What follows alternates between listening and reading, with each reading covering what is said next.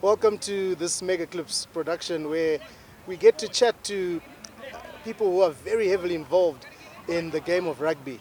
They're with the whistle, they've got the cards in their pockets, and they basically make sure that every single game of rugby runs smoothly. And today I'm joined by Tinashe Kamwenje, popularly known as Zim1, also known as Zim1 should I say. Tinashe, thank you so much for joining us here at Mega Clips. Firstly, I'll start off by saying, how are you? Thank you for having me, TC. It's a pleasure of mine to be here. I'm doing great.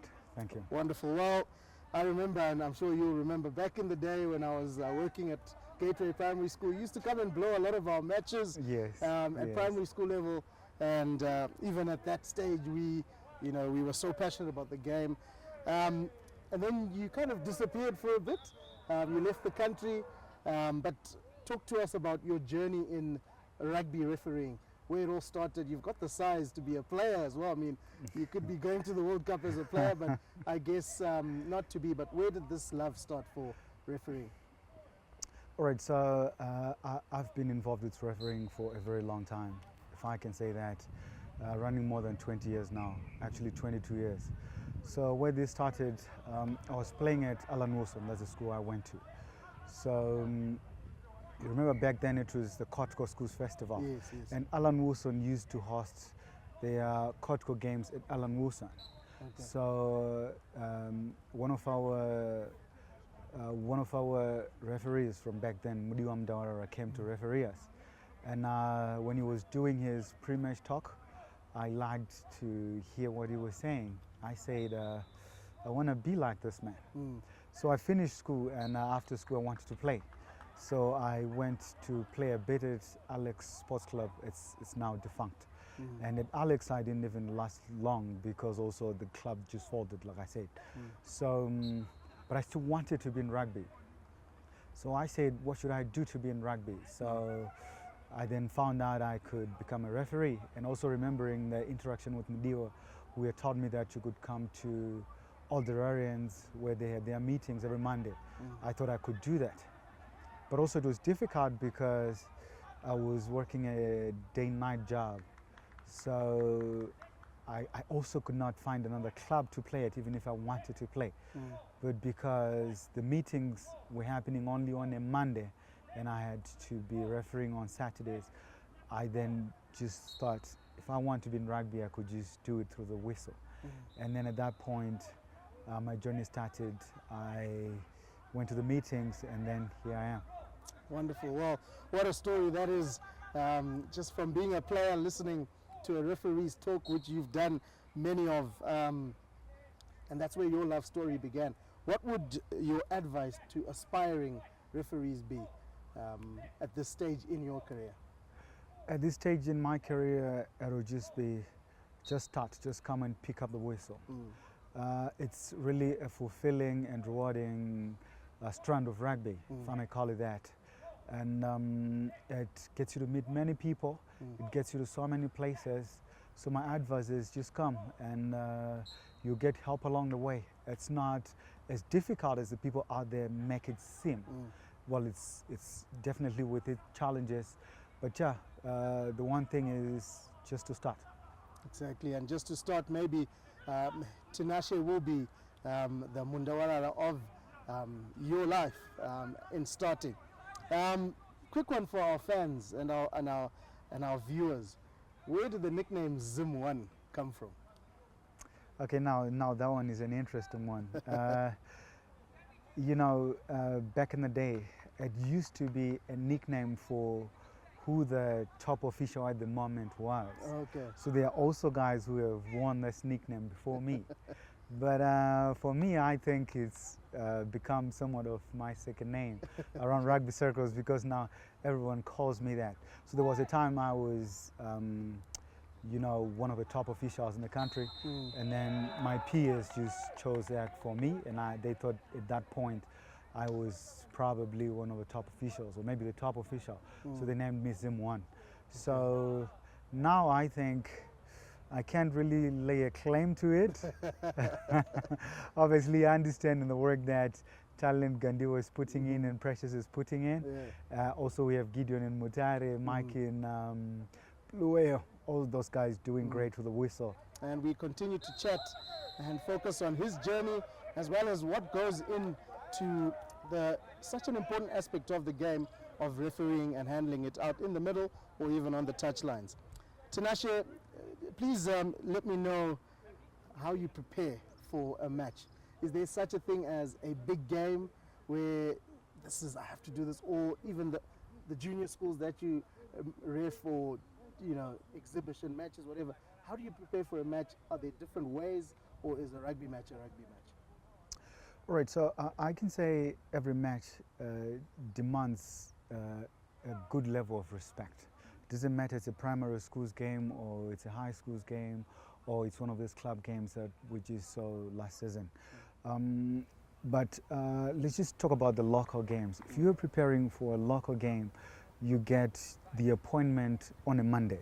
So already when you get the appointment on a Monday, let's say you're doing Peterhouse and St. John's, you've probably seen these teams play before. So already you have an idea of how they're going to play. If you have not, then on that day or the week leading up to the Saturday, you are finding out from the refs who have done that game before to say, how is Peterhouse playing? How is John's House St. George's playing? Just so you have an idea of what you're going into.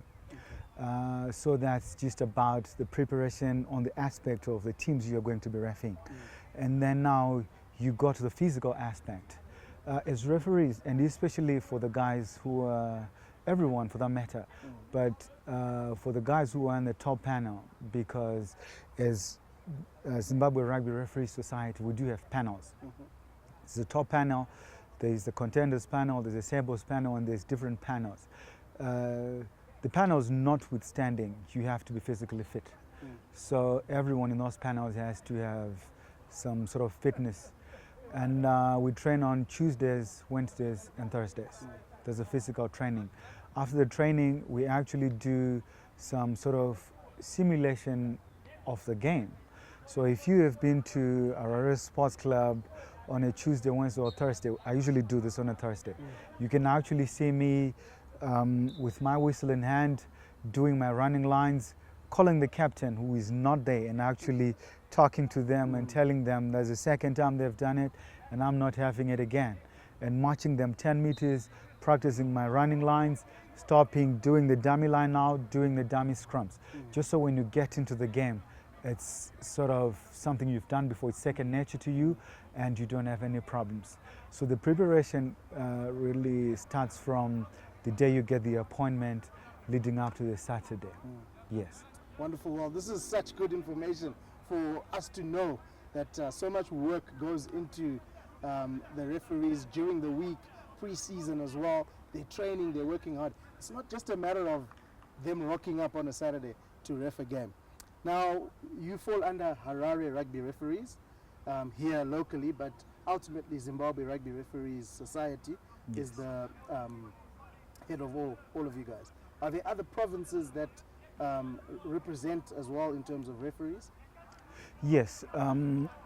So the idea would be to have a rugby body in all the 10 provinces in Zimbabwe. But we do have Harare as the biggest of them. I think in Harare we have like 66 active members. So we also have Matland, which is the second biggest province. We have Manicaland, and we also have Masvingo. So those are really the active provinces. But we also have in Marsh West, there's a grouping of guys, so to speak, because you're not yet registered with the Zimbabwe Rugby Referees. But we do have a grouping of guys here, just as we have in other places. But those are the 4 main provinces we have right now. Okay, and let's focus a bit on the Harare Board of Referees. It's obviously got the most of the numbers you mentioned there. Is there an aspect of competition amongst you guys, or it's strictly learning from each other and helping one another? Well, there's a lot of competition, that I can tell you. Matter of fact, just to give you perspective, we had our end of the year awards last season in November, right? And my good friend Talent Gandhi beat me to all of them. So for him it was payback because the previous season I had managed to nick a few from him. So now understanding who talent is and also understanding my journey and where I am at now, we're still challenging one another. Also Precious is in the mix. Now we understand Precious is already doing international games, but also locally we are fighting for that top game for the week. But we do not let that that contestation for games sideline us from what the big job is, which is to actually bring each other up. So we call it healthy competition. We challenge one another for games, but we're also helping one another to be the best versions of ourselves. So we train together. Before I left, like you mentioned earlier, I used to train with Precious and Julian. Back then, Talent had not joined. So the top panel had myself, Precious, and Julian Mundawarara and Scott McDonald. There was a top panel, so we used to train at OHO at Aurora Sports Club. We were contesting again for the top games, but we were still training together, feeding off one another, telling one another that I think you need to do this or you need to do that, and also going back to one another's games and saying, how could you have done this better? So it's something that we actually do at Harare because, like I said, we meet at Prince Edward every Monday at 5:30. And this is where we invite everyone who might be interested to join the referees. At 5:30 at Prince Edward, this is where we have our meetings.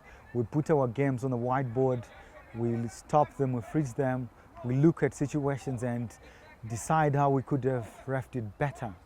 And we do laws discussions. So at a provincial level, that's what you are looking to do, is to grow the society. And then it is from those provinces that now Zimbabwe Rugby Referees will say, we want that guy, we want to look at that guy, we want to look at that guy.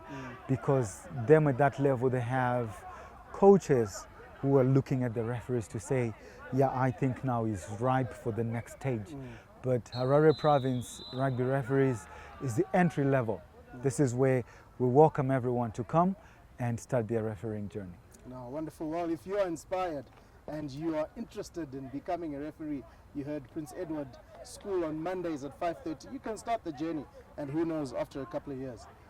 You mentioned that you guys train during the week, you meet, you go through video analysis, look at the laws. What other skills do you think a referee needs to have, especially for our viewers who might be thinking of joining? Yes, so it's a long journey, and like I always say, we learn on the go. It's a day job and you're going to be learning every day. Some of the skills you're never going to get them until maybe you're really coming of age. So, but basically, you need the laws. You need an understanding of the laws because that is what you are coming to contribute to the game with. So you need an understanding of the laws. And I think you need a fair bit level of intelligence because you are being asked to interpret a law and apply it in a split second. So you're going to either apply it in a split second or hold yourself from applying it and trying to let the play develop, and then at that point you pocket the penalty and the fans enjoy the ball coming out, and it's a spectacle that the fans have come to watch. Right, so you need that level of intelligence. You also need a fair bit of emotional intelligence. This helps you to be able to be the go-between between players who might otherwise want to fight, and also to process how you're going to manage the troublesome player or repeated infringements or when you have many penalties.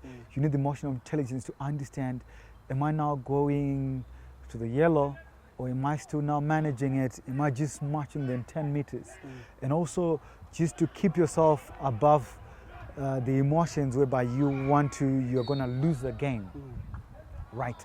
So you also need the fitness, because if you're going to be running 80 minutes and you're reffing those national team players, or even not to talk about the national team level, I've seen it at even primary schools level. Those guys want it. So even that 20-minute half will be testing to you.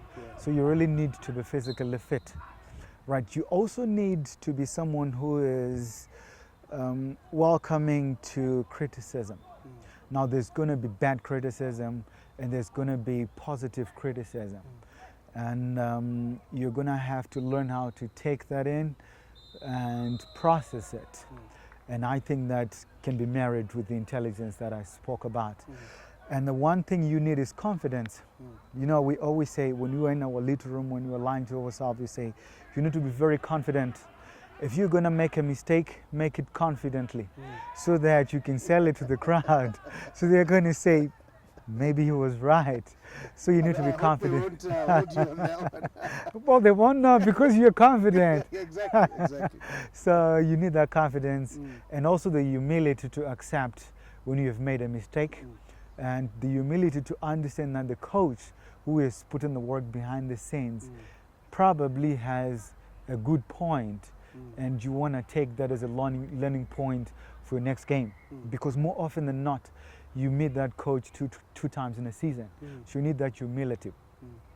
So also just to add to the point about confidence, you know, you want to have your chest out, but also understand that I don't need to be arrogant. Because even whilst you are called the man in the middle or the center man, you are not the center of attraction. The paying fans, you have come to watch the people do their thing, right? They have not come to listen to your whistle. Matter of fact, well, we've watched a lot of rugby. If there is a game that's got a lot of whistle, it becomes boring for the fans, and they don't like that. So I think I've already, you know, talked about like 7 skills, but there's a lot more that comes to that. But what it is, you just need to be a good individual that can also contribute to the game without you being the center of attraction. Wonderful. Well, so much to take out of there, and not just in terms of rugby, but life in general. I'd love us to chat a little bit about something you brought up earlier when you did your test match in Uganda, or Kenya, was it? Yes. Kenya, Uganda, and you touched on it a bit about having emotional intelligence. The issue of handling pressure and abuse. And referees are often at the center, even during a match, of, you know, words from the crowd, words from coaches. How do you handle that, and how does that affect referees? So that's really been a focal point about refereeing in general, and the abuse. I really like that World Rugby and even locally we have gone out to try and educate the fans, the coaches, and all other rugby stakeholders about what that abuse, especially the one that's targeted solely at the referees, does to the referees.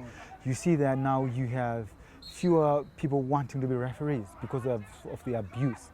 So, and if you on social media, you saw last week or the week before that, Talent posted something talking about the abuse that's directed at referees. Just to paraphrase it, he said that we go onto the park trying to do our best. Now we're going to make mistakes because we're human. What we are asking is for everyone to just be patient with us and let us do our jobs. And also, if the abuse is just too much, then it will just take people from wanting to be referees. And the game is not better when we do not have guys who are wanting to be referees. So this is the bottom line. But the in-game situations when we have that pressure, that can be very difficult to handle because you are handling people that have played rugby at the top level.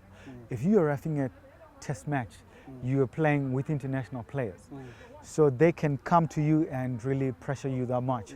So what it is that to take yourself off the pressure, it is something that you have to think about and start before the match.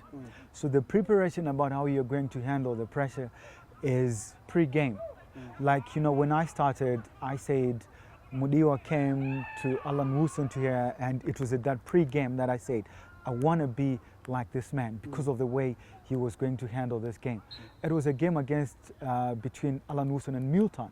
Now you know that that between Alan Wilson and Milton, but he took that away from him because of the way he talked to us. So you go to the team talk and you talk to the teams about how you expect them to behave. You also take the responsibility to the captain to the captain to actually police his players and make sure that his players have the best, what do we call it, discipline that the game needs. So when you do that, it's easier to handle on the field because if anything happens, I'm calling the captain. I said, Captain, we agreed that we were going to help this game be better. So how about you talk to your guys? So that takes the pressure off you and onto the captain, who is leading his team already anyway. So he gets to his team and says, guys, we're going to be conceding penalties. We don't want to do that. Right. The other part now is the coaches. And it's always difficult if the big name coaches on the sideline, because even you respect them, even they are our role models, and you can't really approach, you know, it's easy for me to throw his name, but a Bright Chivandire, and you're only like 23, and to go up to him and say, Bright, it's gonna be tough. But it's part of our arsenal. It's something that we have to do, to then go to the coach and say, Coach, you're gonna have to let me do my job, right? I need you to be able to control yourself, because if you control yourself, then the players are gonna feed off that. And then we are going to have a better game. Let me do this, right? I've got 2 ARs on the side who are actually helping me, and we are above this. So I think taking the pressure onto them always helps. Wonderful. Wow. But also, if I may just add, there's a pressure that you can control. If you have a 5,000 strong crowd or 2,000 strong crowd singing your name and telling you about your mom, that's pressure you can't really handle. But what I did, it was my first test messages, turned my head and they was ding, referee, what is that? And I just smiled at them. And I was learn how to blow a kiss to them. And then I really, you know, they don't like that because they're saying, what are you doing? But I have also seen that some of them will warm up to you. And then now there's no pressure because we are friends. They understand the guy's just enjoying himself and he's here to enjoy himself as well. Yes. That's wonderful. Well, I'm sure they'll remember you blowing a kiss at them. You spoke about having trainers and training. Is there that emotional or that the support, coping support that you receive from, you know, Zimbabwe rugby referees or from one another? Because you know, you speak about emotional intelligence. It can take its toll on referees who maybe haven't got that emotional intelligence. Is there support for referees who are struggling or who struggle with abuse? Yes, there definitely is that support. And obviously, like we're in the off season and we're already starting our meetings, we talk about this. We have senior guys, back then Mundawara, we used to have Rika Show. These are guys, Matty Wiles, these are guys who have done it at the highest level and they know how to handle pressure situations. So they're coming to us and we feed off that information. But even now, we do have guys who are performing at a high level and guys that have experienced there's top games in the pressure situations. So we also invite those guys to come and talk to the guys. But a step better than that, we like, I can give you an example. Last season, just before we went to the season, we invited Dr. Mulambo, who is one of the renowned psychologists, to actually come and have a session with us. So he sat us down, he took us through the paces, and he got every referee to understand how you want to emotionally approach the game of rugby, how you could approach having a horrible game, and how to stay grounded when you have had a perfect game. And understanding as referees that, you know, you're only as good as your last game. So you could have refed a blinder the last weekend, but the next weekend is a new game. So he also got us to understand how to stay grounded and maintain that level that you want to maintain. So yes, the long and short of it is that we do invite those professionals to come and talk to us, but we only have those for a limited time because they are busy with their own jobs. So we do have seniors that talk to these young guys. And as senior guys as well, we do talk to these young guys after their games. Because some, I can tell you that some have gone to the senior guys crying after a game, saying that the abuse I got from his coaches was just too much. I can't handle it. I don't want to ref this team again, or I'm quitting totally. So it goes back to that point about abuse, which is saying that when they are starting out, they have not mastered the art of going around that abuse. So we just keep appealing to the coaches, to the fans, to be especially lenient to this and actually supportive to these young referees. And when they get that, when they understand that I can make a mistake and take accountability for it, and I can learn, then you're better for the next game. Absolutely. Well, there's a lot to learn for us as rugby lovers and rugby fans. There's a lot of work that goes into these referees. It's not just a matter of rocking up and blowing, like I said earlier. They work hard, they try their best, and remember, they are human, and they will make mistakes, but it's never intentional. So coaches, fans, rugby lovers, let's understand when referees are out there that it's not just by chance. They would have worked hard for that. Looking ahead, Tinashe, Zimbabwe has obviously qualified for the 2027 Rugby World Cup in Australia. There's a buzz around Zimbabwe rugby at the moment. Is that buzz being transferred into the referees as well? I'm sure it is. But looking ahead for you as an individual and for Zimbabwe rugby referees, for Harare rugby referees, what's the future looking like? Well, I think for the referees, we've actually gone one better than Zimbabwe. No, I mean, not to say Zimbabwe rugby, than the Sables, because we already exported Precious to the Rugby World Cup. True. So we've already had a taste of the World Cup. But back to your question, looking forward and having seen the Sables qualify, I think we have a big job on our hands to actually keep developing our referees and individually to keep developing, because we want to feed off of the Sables' success. Now what it is that when the Sables qualify, then Zimbabwe can also be taken as a proper rugby playing nation. So it means the Sables might probably have incoming tours, and those incoming matches organized by World Rugby or maybe Rugby Africa, we want to be part of that.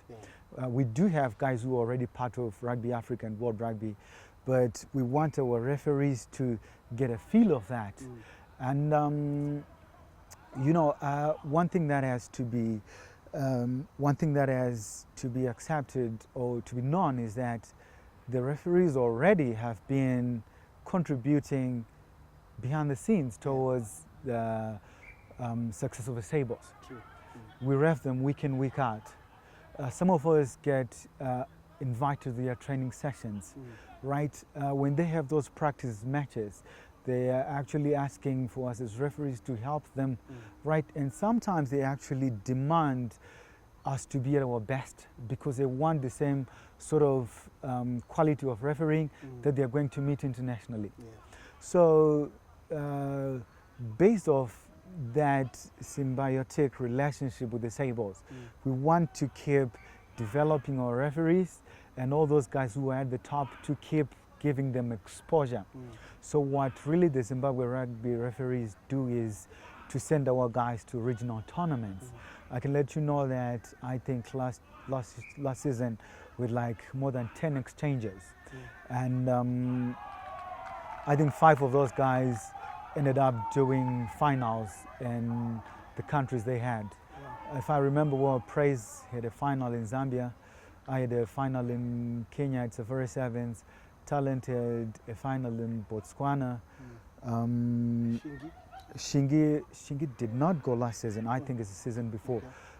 Gideon went to Kenya for another final. Mike also did another game here, the Zambia-Zimbabwe game. So you see, and Wisdom also did a final in Uganda, just as did Rejoice. So that's already 7 of our guys. So the quality is really there. What we just have to do is to keep performing at that level, and the Sables can also feed off of that. Yeah, wonderful. well, the exchange programs he's talking about, you know, referees are getting that exposure, and also because of the quality they're showing, they're being given finals outside the country. Well, Tinashe, just to close off, what would your message to the rugby community in Zimbabwe and beyond be from a referee's perspective? So my message to the rugby community is that obviously seeing that the Sables have qualified, I think we really need to be pulling in the same direction. Now we have seen that there have been cases of where there seem to be problems around the rugby communities, but understanding that the Sables have qualified, we need to be pulling in the same direction. And now this is also something that goes to the leadership to say that they have a big job on their hands to actually make sure that everyone is pulling in the same direction. We have a big rugby community which is a lot of clever minds, a lot of people in influential positions. We want to sell our brand as the Sables out there so that if it's the sponsorship that's coming, it's coming, and our Sables are very well prepared to go there. Now when the money comes into the rugby, all the great minds, it's not just about money. When all the great minds we have come back, then we are set for bigger things, because our rugby brand as Zimbabwe Rugby will grow. We can even, you know, the supporters, I've seen a lot of them and talked to a lot of them. They know how to do things. Graphic designers who can just do that little thing, send it on the Facebook, and everyone knows there's rugby that's being played. And we fill up the stands when, you know, the under-20s are playing, when the clubs are playing. You send it to Highfield, you send it to Mabuku, you send all those guys, because that's where we live, right? When the message goes out there and we fill up the stands, the buzz goes around nationally, and we can actually, you know, spread the game. And before we know it, like we have seen in the cricket, we have our own Castle Corner, you know, the Castle Corner cricket. Yeah, we're borrowing theirs. Yes. So, you know, I really like that Zimbabwe Rugby generally goes a notch up, because it will also help me as a referee and us generally as the referees, because now we get that recognition. You know, we get the rugby minds coming in, we get other people wanting to work with us, and I think this is something that's really good for our rugby. Wonderful. Well, let's pull in the same direction and let's grow the game. Wonderful stuff chatting to you, Tinashe. Thank you so much for your time, aka Zim1. I'm still going to give you that title, but thank you and all the best as you continue to, you know, inspire a lot of referees. I'm sure you are, and as you continue to blow the whistle in the middle as well. We'll be looking forward to seeing you in the school season coming up, as well as all the rugby referees. Thanks a lot for having me, and I would really appreciate you still calling me Zim1, because my days in that name are numbered. Thanks a lot. You're welcome. Well, that was us chatting to Tinashe Kamwenje, aka Zim1, although he says his days as Zim1 are numbered, but it was lovely catching up with him. Let's do it safe, guys. Let's play the game in the right spirit. Let's respect the referees, the players, the coaches, and let rugby be the winner at the end of the day. Cheers for now.